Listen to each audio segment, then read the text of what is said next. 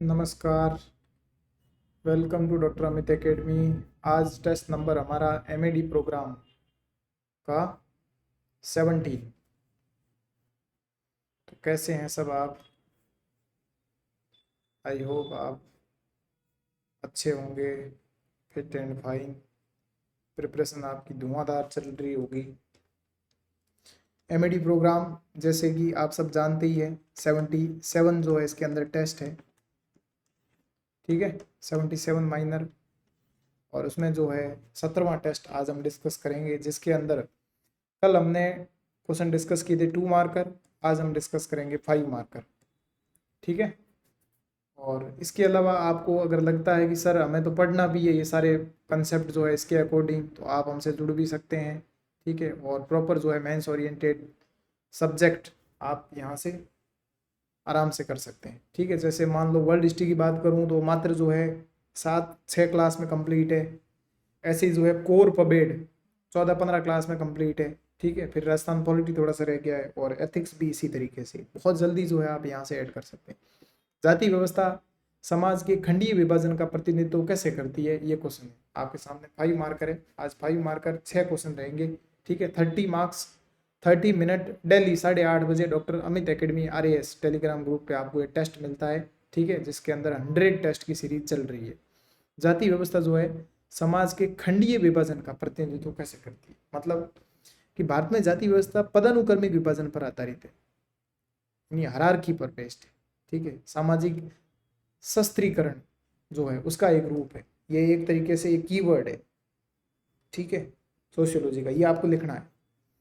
ये सदियों से भारतीय समाज की मूलभूत विशेषता रही है कि जो लोगों को विभिन्न सामाजिक समूह और जातियों में संगठित करती है। ये लोगों को अलग अलग सामाजिक खंड समूह में विभाजित करके समाज के खंडीय विभाजन का प्रतिनिधित्व करती है। जैसे सामाजिक, आर्थिक, सांस्कृतिक प्रथाओं के संदर्भ में एक दूसरे से अलग होते हैं। फॉर एग्जाम्पल जो है हम बात करें यहाँ से सामाजिक विभाजन, जाति व्यवस्था को 4 मुख्य वर्णों में GS घुरिये जो है उन्होंने भी बताया। ठीक है, आपको एग्जाम्पल देने हैं, जैसे ब्राह्मण, क्षत्रिय, वैश्य, शूद्र, इसके नीचे SC ST इन्हें दलित कहते हैं। खंडीय विभाजन से क्या तात्पर्य है आपका? सामाजिक भूमिकाओं, आर्थिक कार्यों और अनुष्ठान के संदर्भ में ये समूह किसी तरीके से अलग अलग रहते हैं, अलग अलग व्यवहार करते हैं।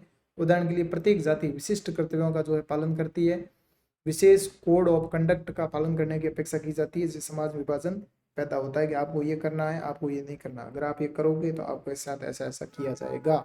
प्रतिबंधित गतिशीलता होती है, आप किसी दूसरी जो है क्लास कास्ट में शादी नहीं कर सकते।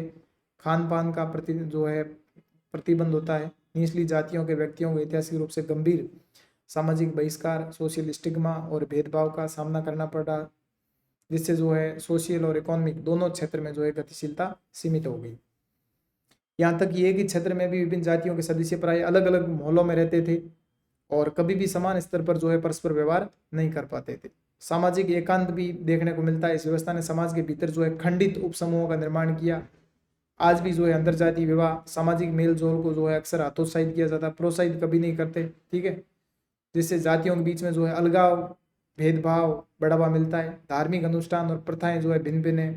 ठीक है, इन लोगों को जो है मंदिर में भी नहीं घुसने दिया जाता। ऐतिहासिक रूप से अनटचेबिलिटी जो आर्टिकल जो है 17 के अवधारणा ने जो है निचली जातियों को अन्य जातियों से सामाजिक रूप से अलग थलग कर दिया है। ऐसे ही जो है राजनीतिक और आर्थिक विभाजन की बात की जाए, जाति व्यवस्था ने राजनीतिक प्रतिनिधित्व को प्रभावित किया है। ऐतिहासिक रूप से शासन और प्रशासन में उच्च जाति समूह के पास में अधिक शक्ति रही है। आर्थिक रूप से जाति व्यवस्था ने शिक्षा, नौकरी और संसाधन तक पहुंच को प्रतिबंधित कर दिया है, जिससे धन और अवसर में जो है विभाजन पैदा हो गया है। ठीक है, इस प्रकार जो है जाति व्यवस्था अलग अलग सामाजिक वर्गों का निर्माण करके समाज के खंडीय विभाजन का प्रतिनिधित्व करती है, और जिनसे प्रत्येक की अपनी रीति रिवाज, आर्थिक भूमिका, सामाजिक स्थिति होती है। समानता को बढ़ावा देने के संविधान में और भी प्रयास किए जा रहे हैं, जैसे जाति आधारित भेदभाव अभी भी कायम है, और इससे क्या हो रहा है, सोशल जो डिवाइड है वो और गहरा होता जा रहा है, डीप होता जा रहा है। तो आप इस तरीके से इसको लिख सकते हैं। समझ आई बात? ठीक है, अगली बात करते हैं आतंकवाद के सामाजिक परिणाम।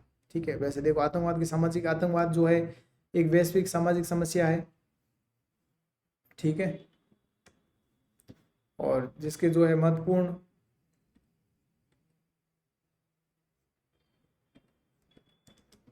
और अक्सर जो है विनाशकारी प्रभाव भी देखने को मिलते हैं। आमतौर पर राजनीतिक और वैचारिक उद्देश्य के लिए समाज को डराने मजबूत करने के लिए जो है हिंसा और धमकियों के उपयोग के रूप में परिभाषित किया जाता है। आतंकवाद के सामाजिक परिणाम जो है तत्कालिक शारीरिक नुकसान से परे होते हैं, जो अक्सर सामाजिक विश्वास, ट्रस्ट, सिक्योरिटी और बिहेवियर, ठीक है, बिहेवियर को प्रभावित करते हैं। सामाजिक सद्भाव टूटता है, सोशल हार्मनी नहीं होती, सांप्रदायिक तनाव, धार्मिक, जाति, राष्ट्रीय आधार पर बढ़ती शत्रुता, समुदाय ध्रुवीकृत हो जाते हैं, जिसमें सामाजिक विश्वास और सद्भाव जो है कमजोर हो जाता है। ठीक है, इसी प्रकार जो है अपन बात करें यहाँ से जो है समाज पर जो है मनोवैज्ञानिक प्रभाव, post traumatic stress disorder, PTSD अवसाद हो सकता है। आतंकवादी डर से जो है मानसिक स्वास्थ्य संबंधी समस्याएं आती है। ठीक है, और सामूहिक आघात हो गया, सामाजिक रूप से जुड़ने और समुदाय में योगदान देने को उनकी क्षमता को जो है प्रभावित करता है। दैनिक जीवन में जो है सामाजिक संस्थाओं में व्यवधान आ जाता है। स्कूल शिक्षा, पाकिस्तान में देख लो सब बंद। सांस्कृतिक और धार्मिक प्रथाएं भी जो है अक्सर प्रभावित होती है। आर्थिक परिणाम में आर्थिक अस्थिरता पैदा होती है। अब अपने को तो सोशल जो है परिणाम डिस्कस करने थे। ठीक है, सरकार और संस्थाओं में विश्वास की कमी आती है। चरम मामलों में आतंकवाद जो है लोकतंत्र के चरण का कारण बन सकता है। सरकारें नागरिक स्वतंत्रता को प्रतिबंधित करने वाले सत्तावादी उपायों का विकल्प जो है चुनती है। निगरानी में वृद्धि और स्वतंत्रता पर प्रतिबंध, ऐसे प्रोग्राम जो है यहाँ पे चल रहे हैं। ठीक है, प्रतिबंधात्मक कानून, व्यक्तिगत स्वतंत्रता, मानव अधिकारों का उल्लंघन, ये बहुत सारी चीजें आप यहाँ पे ऐड कर सकते हैं। आतंकवाद के जो है गंभीर सामाजिक परिणाम होते हैं, जीवन के तत्काल नुकसान से कहीं अधिक होते हैं, और सामाजिक सद्भाव को तोड़ता है। आर्थिक राजनीतिक स्थिरता जो है उसको बाधित करता है। ठीक है, दीर्घकालिक सामाजिक लागतों में सरकार में कम भरोसा होता है। बढ़ता ध्रुवीकरण, मनोवैज्ञानिक आघात शामिल है, जो सभी सामाजिक प्रगति और विकास में बाधा डालता है। इसलिए आतंकवाद का मुकाबला करने के लिए समग्र दृष्टिकोण, व्यापक दृष्टिकोण, व्यापक समावेशी दृष्टिकोण की आवश्यकता है, जो तत्काल सुरक्षा चिंताओं और अंतर्निहित सामाजिक मुद्दों दोनों को संबोधित करता है, जो इस तरह की हिंसा को बढ़ावा देते हैं। तो ये आप यहाँ जो है लिख सकते थे आराम से। अगला बात करते हैं, भारत में बाल विवाह के कारण और परिणाम क्या है। सोशियोलॉजी का ही क्वेश्चन है, भारत में बाल विवाह के कारण और परिणाम, और इसे प्रभावी ढंग से कैसे संबोधित किया जाता है। ठीक है, बाल विवाह कारण सामाजिक आर्थिक कारक है, वही गरीबी, शिक्षा की कमी। ठीक है, सांस्कृतिक प्रथा भी है, कम उम्र में विवाह, लैंगिक असमानता भी है, भेदभाव, जागरूकता का अभाव है। परिणाम क्या है, स्वास्थ्य जोखिम, ठीक है, शैक्षिक बाधा, मतलब एजुकेशनल जो है, मनोसामाजिक प्रभाव हो रहे हैं, आर्थिक परिणाम बढ़ रहे हैं। ठीक है, बाल वधुओं को रोजगार और आय सृजन के कम अवसर मिलते हैं शादी होने के बाद में। लड़कियों को स्कूल छोड़ने में मजबूर होना पड़ता है, जिससे डिजिटल लिटरेसी और गरीबी का जो है दूध चक्र जारी रहता है। उपाय क्या है, सख्त कानून लेके आओ, बाल विवाह निषेध अधिनियम 2006, जागरूकता कार्यक्रम चलाओ अलग अलग प्रकार से, हम दो हमारे दो, लड़कियों को शिक्षा दो, योजनाएं चलाओ, सामाजिक आर्थिक प्रोत्साहन दो, गैर सरकारी संगठनों के साथ सहयोग करो। ठीक है, जैसे ज्योतिबा फुले योजना हो गई, इस तरीके से। भारत में बढ़ती हुई वृद्ध जनसंख्या से उत्पन्न चुनौतियों पर चर्चा करें। ठीक है, इन चुनौतियों से निपटने के लिए क्या उपाय किए जा सकते हैं। तो पहली चुनौती है हेल्थ केयर, कौन देखभाल करेगा, उनकी विशेष देखभाल की आवश्यकता होती है। ठीक है, पैसे लगते हैं, दीर्घकालिक बीमारियों का सामना करना पड़ता है। आर्थिक निर्भरता बहुत जरूरी है। ठीक है, इसलिए बोलते हैं गवर्नमेंट बहुत जरूरी है। प्राइवेट में क्या होता है, लास्ट टाइम में आपको सोशल सिक्योरिटी नहीं मिल पाती, वो गवर्नमेंट देती है। सामाजिक अलगाव, बुनियादी ढांचे की कमी, कानूनी संरक्षण, जैसे माता पिता वरिष्ठ नागरिकों का भरण पोषण और कल्याण अधिनियम 2007 के बावजूद जो है बुजुर्गों के साथ दुर्व्यवहार अभी भी यहाँ है।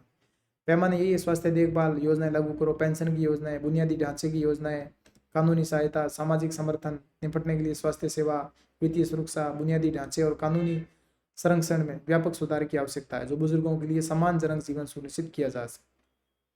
अगली बात करते हैं, गांधीवादी विचारधारा में ट्रस्टीशिप सिद्धांत क्या है और किस प्रकार परिलक्षित होता है। ये हमने बहुत डीपली डिस्कस किया है। गांधी की ट्रस्टीशिप अवधारणा ये बताती है कि समाज के कल्याण की एक ट्रस्ट के रूप में रखा जाना चाहिए और उसका उपयोग किया जाना चाहिए। ये वर्ग संघर्ष और लालची पूंजीवाद दोनों को खारिज करता है, स्वैच्छिक, नैतिक और पुनर्वितरण का प्रस्ताव करता है। आज भी CSR वाले कंसेप्ट, JRD टाटा वाले, ये आप बता सकते हैं।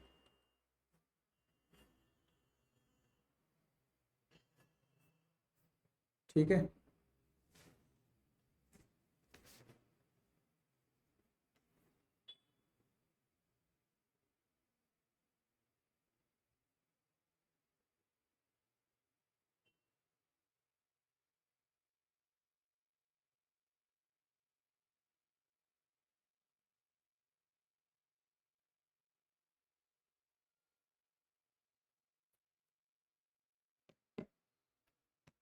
नेक्स्ट क्वेश्चन जो है जॉन रॉल्स का है। जॉन रॉल्स के जो अनुसार निष्पक्षता के रूप में न्याय क्या है, ठीक है, जॉन रॉल्स का। तो जॉन रॉल्स ने अज्ञानता के आवरण के विचार के माध्यम से न्याय के रूप में निष्पक्षता का प्रस्ताव रखा, जहां नीति निर्माता अपनी सामाजिक स्थिति को जाने बिना कानून बनाते हैं। ये निष्पक्ष, न्याय संगत और नीतियों को सुनिश्चित करता है। जॉन रॉल्स की न्याय थ्योरी आपको पता होनी चाहिए, जॉन रॉल्स की जस्टिस थ्योरी। उन्होंने समान स्वतंत्रता पर जोर दिया और असमानताओं को तभी अनुमति दी जब उनसे सबसे कम सुविधा प्राप्त लोगों को लाभ हुआ। अंतर सिद्धांत, उदाहरण SC ST OBC के लिए जो आरक्षण पॉलिसी चल रही है, और RTE और आयुष्मान भारत जैसी योजनाएं भी सबसे कमजोर लोगों को उत्थान करती है। तो रॉल जो है न्याय को प्रतिबिंबित करती है कि भाई एक तरीके से इनको जस्टिस मिल रहा है। सिविल सेवा में भी यह दृष्टिकोण अधिकारियों को समानता ही नहीं बल्कि समता को प्राथमिकता देने में मदद करता है तथा ऐसे न्यायपूर्ण संसाधनों का वितरण करना, निर्माण करना तो सभी नागरिक विशेषकर हाशिए पर पड़े लोगों की सेवा करते हैं। तो ये भी आपको ध्यान रखना, ठीक है। तो आज की क्लास कैसी लगी आप ज़रूर बताएंगे। अगर आपको लगता है ये टेस्ट दे रहे हैं और आपको कॉपी चेक करवानी है तो हमारा पेड फीचर भी है, ठीक है। पेड फीचर आप वहाँ ज्वाइन कर सकते हैं, वहाँ से आपको कॉपी 24 आवर में चेक होके आ जाती है और आप विशेष करके और भी बच्चों की कॉपी आप देख सकते हैं, जिससे आपको और आइडिया लगेगा कि मैं किस तरीके से और कैसे लिख रही हूँ, ठीक है, या कैसे लिख रहा हूँ। धन्यवाद। जय हिंद और जय भारत।